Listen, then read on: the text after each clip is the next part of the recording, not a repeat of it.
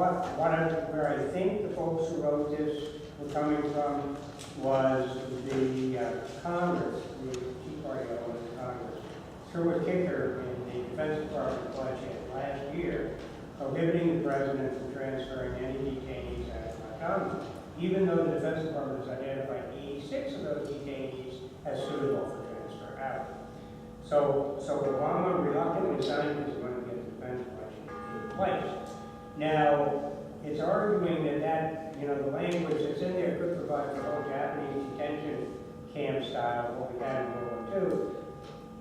I don't think that that's valid, but in any event, Obama said he doesn't interpret it that way, and he's never going to enforce it like that. So I don't think there's any imminent danger of people being snatched off the streets of the United States and put in military detention. Now, the original version recited a case where at least some writers who,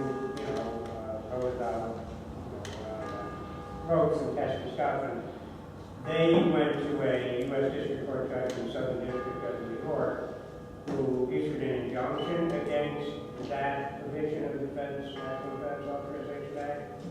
And when it got up to the Second Circuit Court of Appeals, they said, no, we're dismissing it because these people don't understand it. They haven't been detained. If they get detained, we'll entertain it. So that's kind of back. So if I could go through your paragraphs here. Sure, go ahead. First paragraph, I think it's fine. Second paragraph, I think it's fine. Third paragraph, I have suggested some different language, but, your third paragraph is probably okay.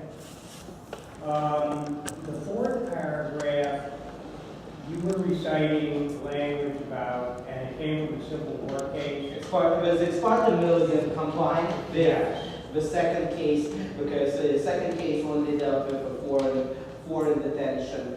And then I suggested that 2004, the Hamadi case. Yeah, that's the language of Hamadi case. That's in the second part of that paragraph. Yes, and you accurately stated Hamadi. You said, as part of supporting forces hostile to the United States or coalition partners who have engaged in armed conflict against the United States while in a foreign combat zone. That was what Hamadi said. So that's, valid the way we put it. Then the resolve, we started from 11 to rights and liberties enshrined in the Constitution of the United States, including the Fifth Amendment right to due process and the Sixth Amendment right to trial. That's fine. Recognize that the city of Albany is not a quote battlefield, and the citizens are constitutionally protected persons who are not currently subjected to detention under the law of war. That is valid. The next paragraph, you say, expect all federal and state law enforcement officials acting within the city to work in accordance with the U.S. Constitution. That's fine. But this paragraph, and in cooperation with the Albany Police Department, that's an issue because That's fine. We'll take it out. You're going to take it out? We'll take that out. We'll take a small thing out. Okay. By assuring that any person subject to detention be afforded access to trial, counsel, and due process, including under Article 3 of the Constitution, 4th, 5th, and 6th Amendments of the Constitution of the United States, and then request that our United States Congressman and Senators monitor the implementation of the 2012 NDAA sections, which I have actively worked for repeal of the NDAA detention provisions, which I believe is good because they have that stupid thing where they can't transfer detainees out of Guantanamo even though they've been cleared. So that, I would say, tell Congressman and Senators to repeal of that. And then you want to say, and expressly prohibit the application of detention under the law of war, except as to lawful combatants, as defined by treaties under the internationally recognized law of war, to safeguard fundamental rights and liberties embodied in the Constitution of the United States. That's okay too, because inherent in that language, a terrorist who doesn't conform to the law of war is defined as an unlawful combatant, and they're basically treated like terrorists. Lawful combatants, as you point out, can be detained in prison. they're supposed to be treated humanely, but they can be detained. Not indefinitely, but they can be detained.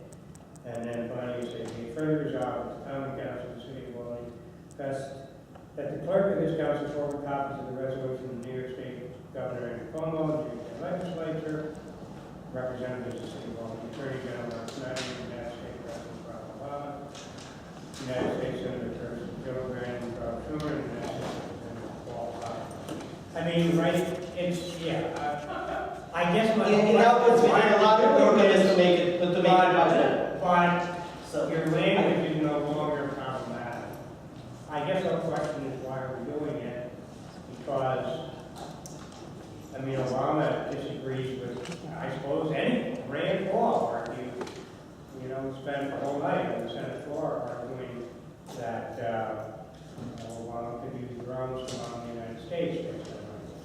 I guess nobody took him serious. But, I mean, I want to oppose it the way it's written. And you have to say it, but understand, please. Okay. Any other questions, concerns? But a lot of work has gone into it, so you have to. Yeah. Michigan. Yeah, I got letters, phone calls. I think about your